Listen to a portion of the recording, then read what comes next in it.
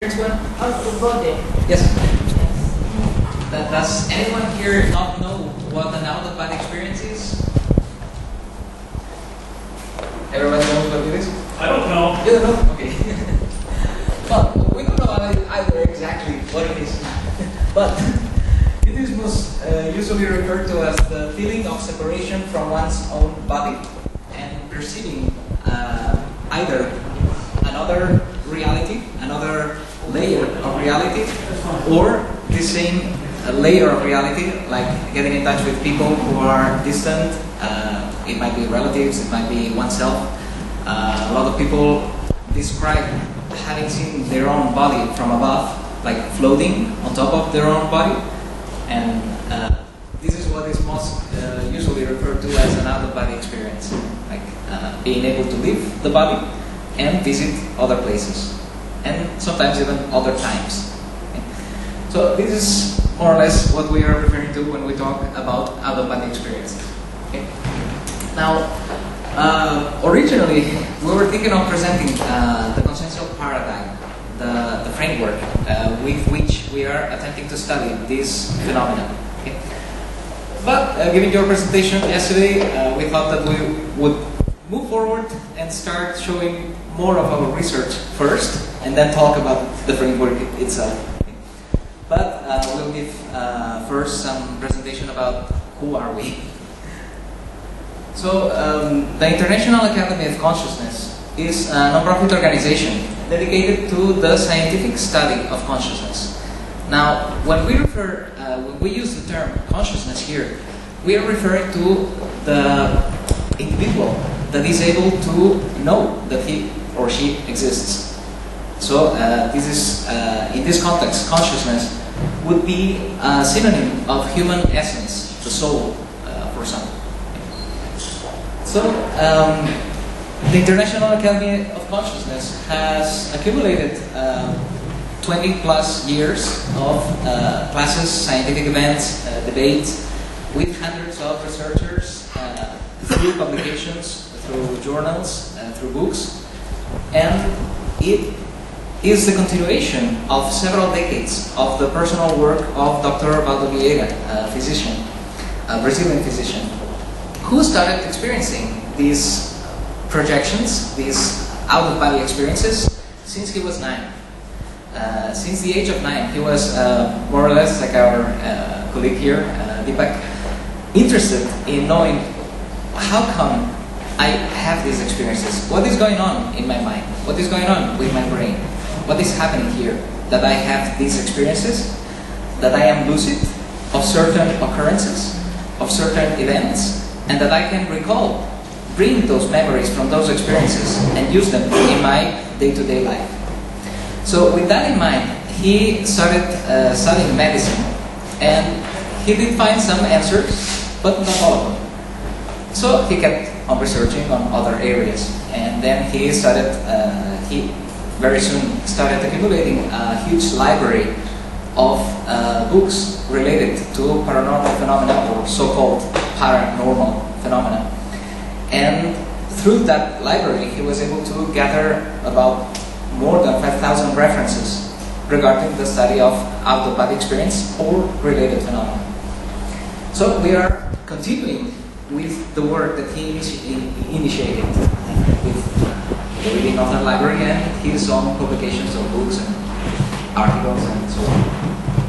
You can find us online. Our website is www.iacworld.org, and we also have several offices around the world. And as you see, well, the map has disappeared from here, but we have representations and IAC centers all over the world. That is what brings us to say that IAC never sleeps, because we have offices all around all the time zones in the planet. But that's not the only reason why we say IAC never sleeps. Originally, the origins of our institutions, because I refer to them as plural, in plural, because we have not only IAC but other cousin institutions that study the same phenomenon. They originated as part of the Center of continuous consciousness. And the Center for Continuous Consciousness had this purpose in mind: to be fully awake 24/7, not with the physical body, but with all the other bodies that apparently we had, with which we could remain lucid for the entire 24 cycle of a day, okay? 24-hour cycle of a day. So, since we are the continuation of those studies, we bring the sentence, IAC never sleeps. That is our intention. Now, this is the official version. The unofficial version is we are volunteer-based, so we have to work to sustain ourselves. So we have every single hour, minute that we have available to dedicate to these studies, we do it. So that means we have very, very, very little time to sleep, because we have a lot of work to do. But that is the unofficial version. Moving along. Now, getting back to the subject, what is the projection of the consciousness? What is an out-of-body experience?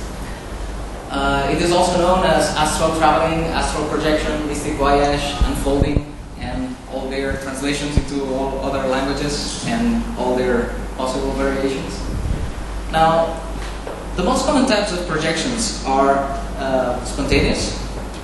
This is what has brought most of us to study these subjects, because we started experiencing this phenomena spontaneously, without any preparation, without any induction at will.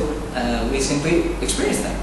We were sleeping, and we found ourselves floating, or how do you say, catapulted, like brought forward at a very instantaneous speed. And we found ourselves attached in front of our windows, we found ourselves attached on top of the floor, and we wanted to know, wait, what is this? What's going on here? And this is what brought us to study this phenomenon. There are also other projections which we call forced, like, for instance, through the use of drugs, through the use of several, let's call it Ayurvedic substances. Ayurvedic meaning that they come from natural plants and so on and roots, but they contain particular substances that we might want to not be too acquainted with, because they have several consequences or collateral consequences. So when we refer to projections provoked at will, we're not referring to any kind of ingestion of any substance, but physiological techniques. Okay? So anyway, these would be the three types of out-of-body experiences in one possible way of categorizing them. Okay? So they would be spontaneous, forced, or provoked at will. For instance, some type of anesthesia can also provoke an out-of-body experience that the person would not have had otherwise. So it is common in the emergency rooms, in the operation table, to find people who describe themselves as having seen themselves and having seen the operation room from above because of the effect of the anesthesia or other types of operations. Yesterday, the victim himself was referring to the case of Pam Reynolds and the doctor, I don't recall his name now. Exactly. So this is one out of thousands of experiences that have been happening through the years. And this study has been happening more, how can I say, systematically in the recent years. And this is something that you can find online nowadays. There's I could list a number of researchers that are doing a particular type of out-of-body experience. They're studying a particular type of out-of-body experience, which would be the near-death experience. It is an out-of-body experience in which the body is at risk of dying. So, well, we'll go back to that later on. Now, one common occurrence when someone is going out of the body, or apparently going out of the body, let's put it like that, is feeling as if something was vibrating around the person or around the body that is leaving the physical body. And this experience was described as a vibrational state. I don't recall exactly who was the first person to refer to it as a vibrational state. I do recall that Wagner Alexandre, our president, who first read about this term in Robert Monroe's books. But since then, both Wagner Allegretti, Nancy Trivelato, who is the head of the scientific department of the IAC, have been trying to systematize the induction, the production of the vibrational state at will. Because this is not something that just happens. It happens spontaneously. Most of the times it happens at the moment that we are departing, that we are taking off, that we are leaving the body, or even when we are coming back to the body. But they realized that this was something that could be induced at will. And they have been trying several techniques and seeing which one works best. This work was specified in the journal number 42, publication of IAC, which is the Journal of Conscientiology. And in the, I don't remember the volume, but the number was number 42. Nancy Trivelato published the measurable attributes of the vibrational state technique, which since then we have described it as the OVE, or oscillatory longitudinal voluntary. Oh, it's exactly. That's why it's computing. It's voluntary, energetic, longitudinal oscillation. Okay? Which basically consists in moving energy from the top of the head to the feet and from the feet to the head. That would be the summary. Now, what kind of energy? What are we talking about? Do we move the energy in our body mass like heat energy? Can we move the heat, the temperature in our body, or is it something else? So with that in mind, Wagner Allegretti departed also in other experiments, trying to realize, okay, when I experience this vibrational state, when I apply these techniques, what am I really doing? Is this something that just happens inside of my head, or is it something else? So he did a number of studies on brain activity while applying those techniques. And this was started with the electroencephalogram, but later they had the invitation of a person familiar to them, which allowed them to do this experiment in an fMRI machine. And we are going to present a bit of the results that they found. Okay. So if we can move to the video.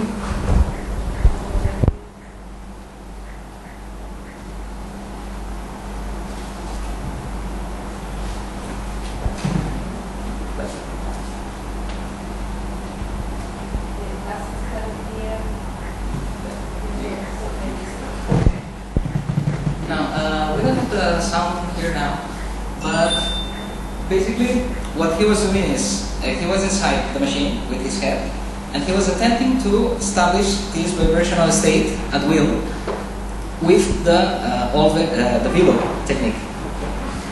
Now, his expectation was to see what parts, what areas in the brain would get lightened, would get illuminated, like expecting to see some activity here or here.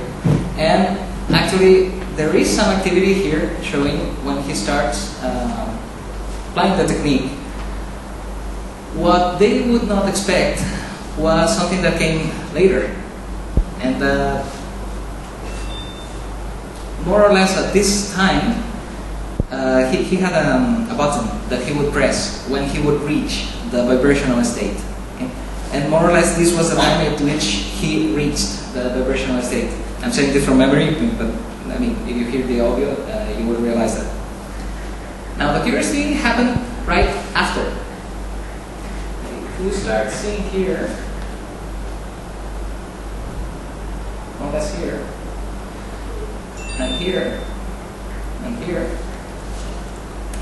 Now, I don't know how familiar are you with magnetic resonance, but basically what it does is detect the spin of the electrons and work with a magnet, with a huge magnet, with a very powerful magnet, to force the orientation of the spin of the electrons in a particular way. Now, when the spin of the electron changes, it detects a change and then it produces a signal. This signal is interpreted by the machine. In the case of functional magnetic resonance imaging, what it is attempting to detect is the changes in the blood circulation. So when the blood is loaded with oxygen, it has particular magnetic properties. When it changes into consumed oxygen, then carbon dioxide in the blood, the magnetic properties change. And that change is what the machine detects and shows as light. Now, if you can pause the video, it jumped. Anyways, stop.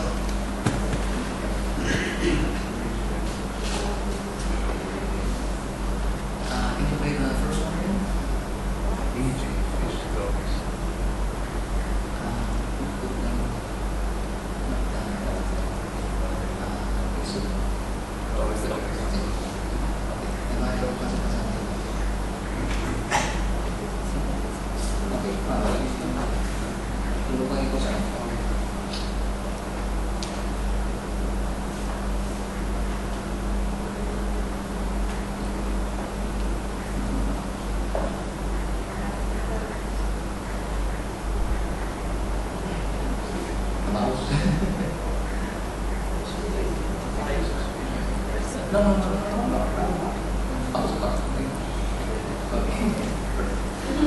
Now, if you see, the light is shown here.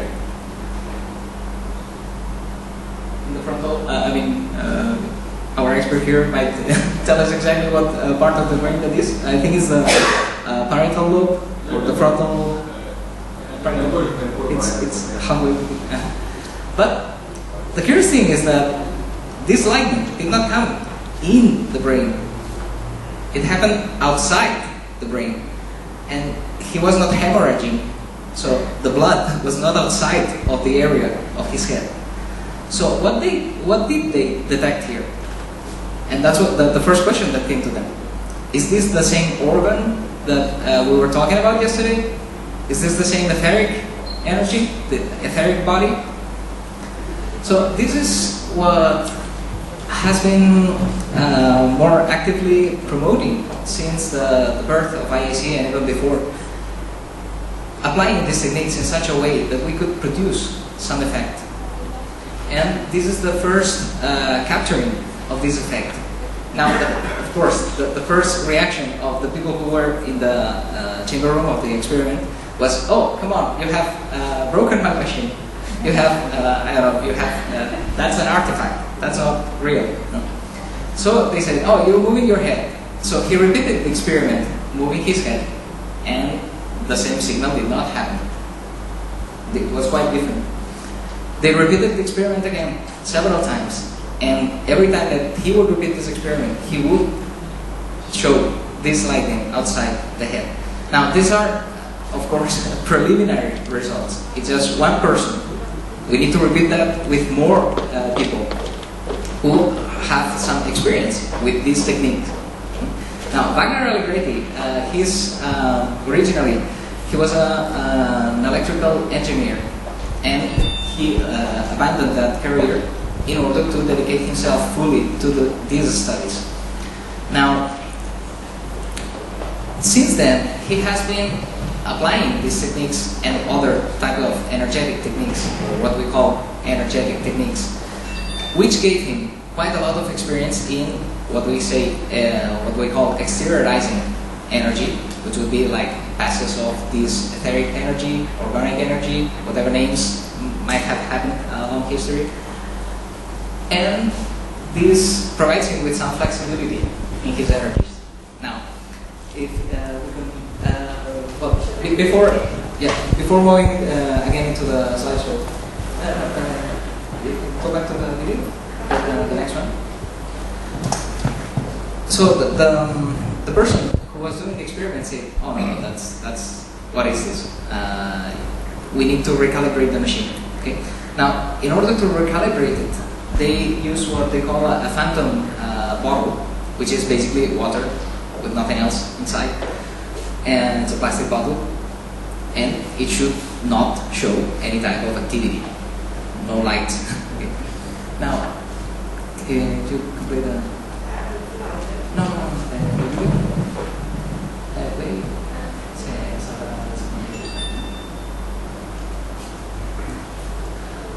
Now, after recalibrating the machine and after repeating this experiment and seeing that there was still some light in there, they thought, okay, let's try something else. Let's have my hands outside of the machine and try to exteriorize energy, launch energy from my hands into the bottle. And this is what is seen here. At the beginning, he was not exteriorizing, he was not passing energy through the bottle, and there was no signs of activity whatsoever. Now, after a while, and this is one curious thing, this imaging, these lights that started appearing, did not appear at the moment that he installed the vibrational state, or at the moment that you can see here that it's beginning to show some light. But these lights did not appear instantaneously. They appeared after a while. So after he had already stopped doing the vibrational state, the area outside his brain started getting this light. And also this bottle, after a while that he had been exteriorizing, the effects were somewhat delayed. Now, you can see that there's still light here, light here, light here, light here, light here. And of course, there was no blood inside the bottle. And this is something that puzzles physicists in a way. What is this type of energy that we call that can affect the magnetic properties of the air or of the water that is in there? And yesterday we were talking about the hydrogen bond, and well, you know, there are quite a number of experiments very curious related to the water. A lot of years ago, the military in the United States were testing with microwaves, and this is something curious. You know, microwaves, we use it to heat water at home, to cook, and those things. And they were doing some experiments with low frequency microwaves, and targeting the head of volunteers between, not exactly volunteers, but people in the military, just to see what effect it created. If that would create some kind of effect on them. And they started hearing noises, strange noises. And this is curious because when we leave our body, sometimes we hear what we call the intracranial sounds, like a buzzing sound, like a Velcro when you strip it. And this type of noises seem to happen inside the area of the brain when we leave the body. So who knows, maybe there is something related to the properties of water. Will you can pause here? As I was saying, most of the effect came after he had been exteriorizing for a while. So what is this effect that changes the magnetic properties of matter, of space or air? So you can see it's pretty fireworks. Now, going back to the studies. You can see the full video of his interview with a Brazilian presenter. We can send you the link afterwards. This one, the presentation is in Portuguese, but it is fully subtitled in English. So if anyone is interested, other than accessing his published articles and everything, you can watch his interview explaining the experiment himself. And there are even some pictures of the setup, of how he was inside the machine and everything. Going on. Now, as I was saying, this can puzzle physicists regarding the ability of us to interact with matter, to produce a physical effect. Okay. Now, when it comes to science, we are always using a certain paradigm. Paradigm from the Greek, pattern, example, sample. In philosophy of science is the view that we have of the world at a particular moment. It would be like the attempt to explain what we observe, the attempt to explain what we have seen through experiments, the data that we have available. Then whatever model can better explain all the phenomena that we live, that would be the best paradigm or the best model to explain life, to explain the world at that moment. Now, paradigms change, and yesterday we were talking about paradigm shift. When it comes to studying consciousness, what they call the heart question: how can something non-material interact with something that is material, right? So, in the conventional, or what we call the conventional paradigm, what has become the mainstream model for science nowadays, based on the premises of Galileo, but even further developed. This paradigm has become materialistic, and most scientists don't realize that that is just one view, that is just one model. That materialism does not necessarily be the best model to explain reality. And nowadays there are more and more scientists beginning to wonder if materialism is right to study the whole of reality. Now, in the conventional paradigm, matter and energy are interchangeable, but consciousness would be a sub-product of this matter, of this energy that is going through the brain, through the neurons, as electrical activity or chemical activity. But more and more people are beginning to wonder, is consciousness really the product of a physical brain? Or would consciousness actually interact with matter, with energy? So that would be a different paradigm. One in which consciousness would be not the result, but the cause of the activity in the brain. Okay. Now, well, there are some nice sentences here. In the conventional paradigm, for instance, what do we find when we are studying out-of-body experiences? I don't know if you've heard about Otto Planck and some of his experiments trying to induce the perception of autoscopy, which is the perception of oneself outside of the body, seeing oneself outside of the body. And he was able to reproduce that, stimulating certain areas of the brain. In particular, in this paper that they published, Out-of-Body Experience and Autoscopy of Neurological Origin, he had a set of 6 people that suffered from some brain dysfunction, like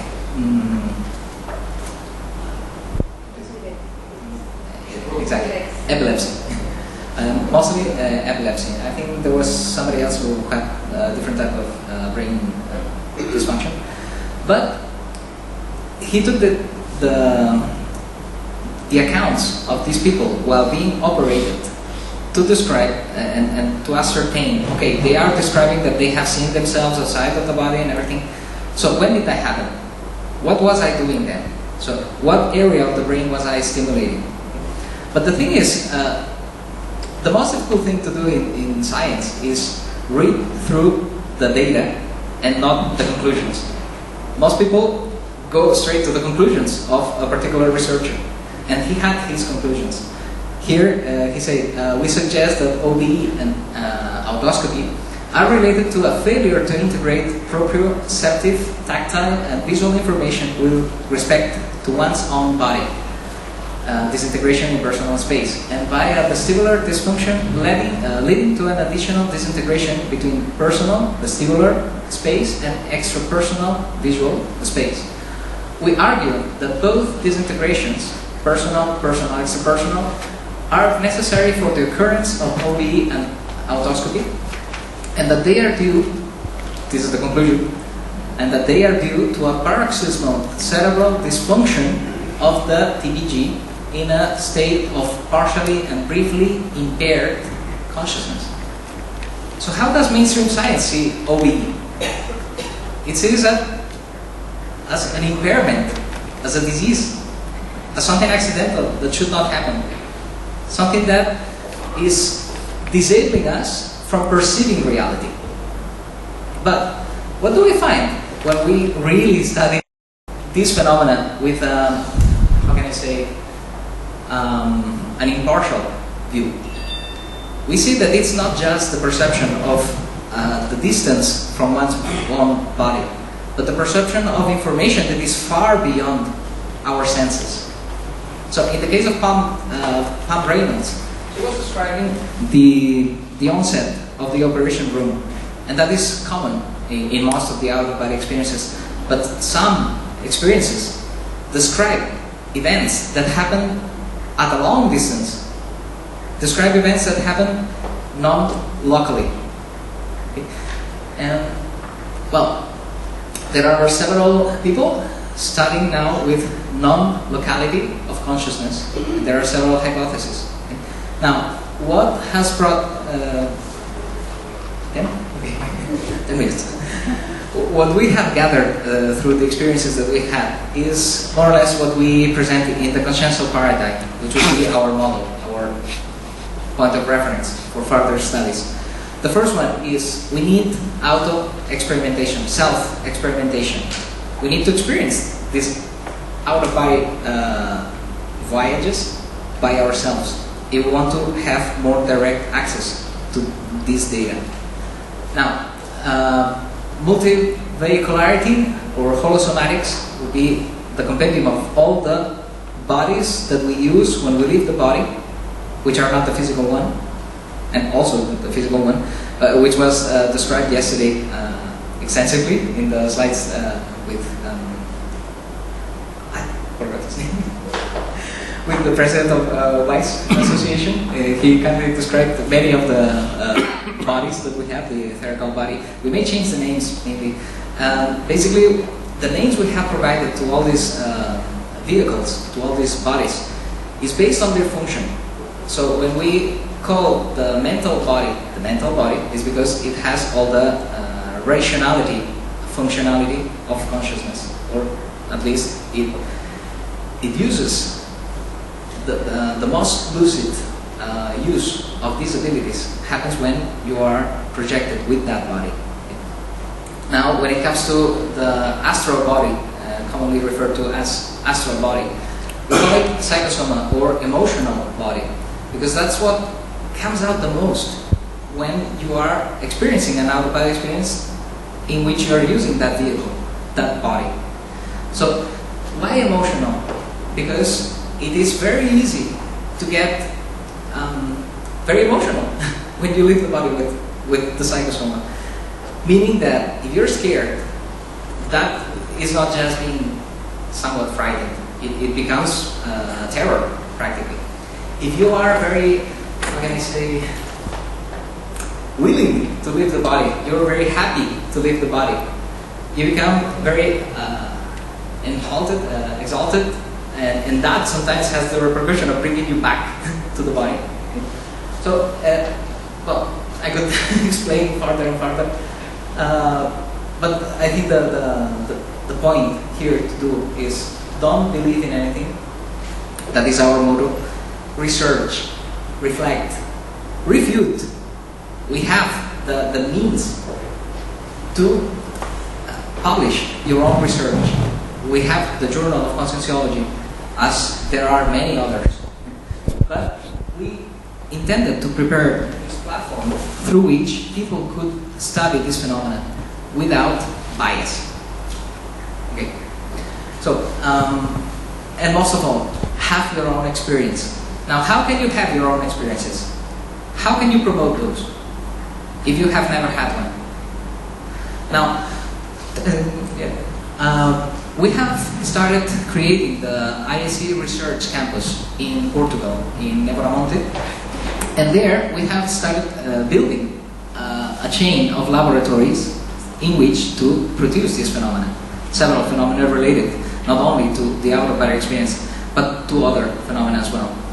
And the first one, the one in the center is the one that you see in the image, that big igloo, which is the projectarium. If you can move forward. The projectarium would be a special chamber that optimizes the condition to leave the body at will. Okay? There are several conditions that it optimizes that I could talk about, like temperature, acoustic, isolation. It is spherical for several reasons. One, the acoustic characteristics of the place get, how can I say, if your head is right in the middle, any noise that comes out gets, the waves get completely annihilated. Like,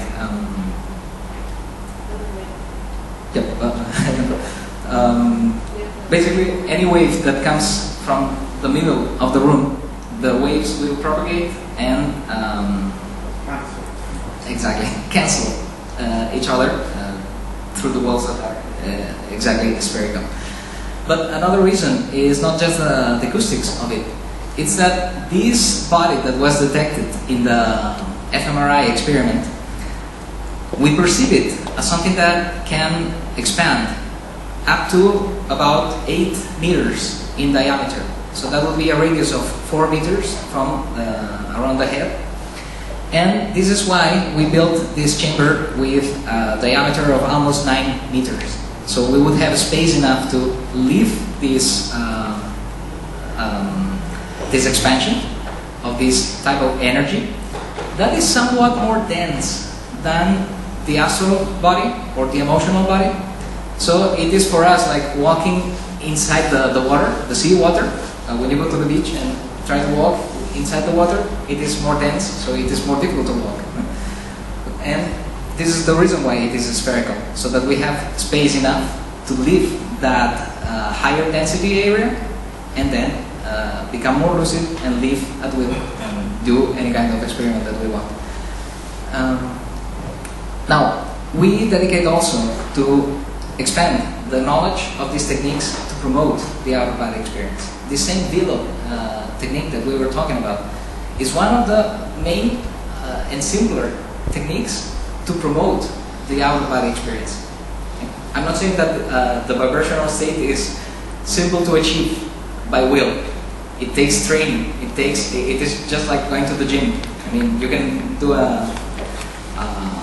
you can register at the gym, but if you don't go and practice the muscles, nothing will happen. So it is the same. Either you do the Velo disciplinarily, or nothing will change in your energetical status. But we offer several courses, and one particular course that I wanted to mention here, this, and which is related somewhat to the workshop that you will be doing these days about remote viewing. We call it the projective field, in which 2 people, maybe 1, depending on how many people are participating at the event, will try to expand their own etherical body or their energetical body in a way that they exteriorize enough energy for people to get in a condition, in the proper condition, to leave the body at will. So it is a hetero-induction of the out-of-body experience. Okay? And this is something that Wagner and Nancy Trivellato have been working on for several years. And creating this condition with groups of people, like 60 people at a time, have given us some data, some qualitative data more than quantitative, meaning that the interpretation may be somewhat, how can I say,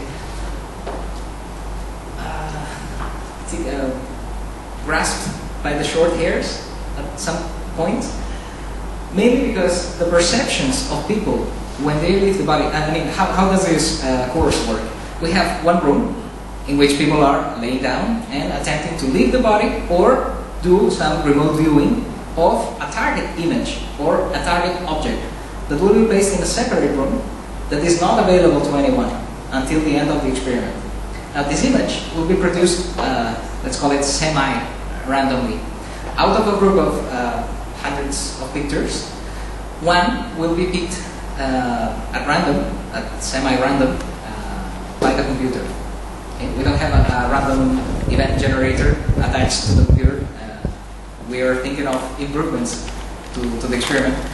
But with these experiments, what we have found is that people were able to identify the image or some characteristic of the image, even if it was at a distance.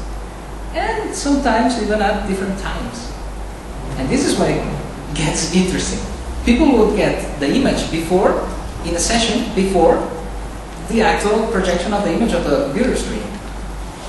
So, is this entropy at work? Yeah. Could be. Could it be? We are out of time. Out of time, okay. But anyways, thank you for your participation. And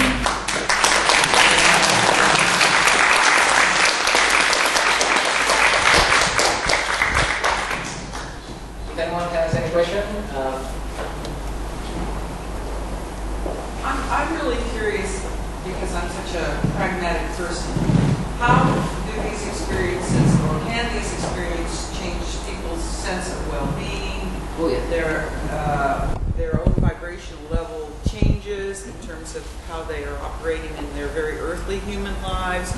Do they have more sense of their connection to their dream material?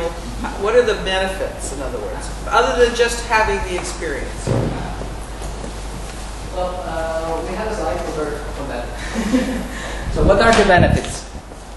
Mainly the elimination of fear of death. That would be one. Okay. Assistance to others. People can help other people when they leave their body. They can identify what is the actual disease that the person is experiencing. It can happen either visually or intuitively. It can happen in several ways. Okay. But all these benefits are the usual ones. Now, the increase of paranormal abilities. So it's not just the capacity of leaving the body, but also telepathy. It gets very frequently. It happens very frequently when you start practicing below. And also, it helps. I don't know what techniques exactly you are using, but I know that the bellow technique helps also develop clairvoyance, traveling clairvoyance, and not only traveling clairvoyance, but also in the same room, we could perceive things that apparently exist in a different layer of reality, what we call para-objects. Thank you. Okay. And Time's up. John,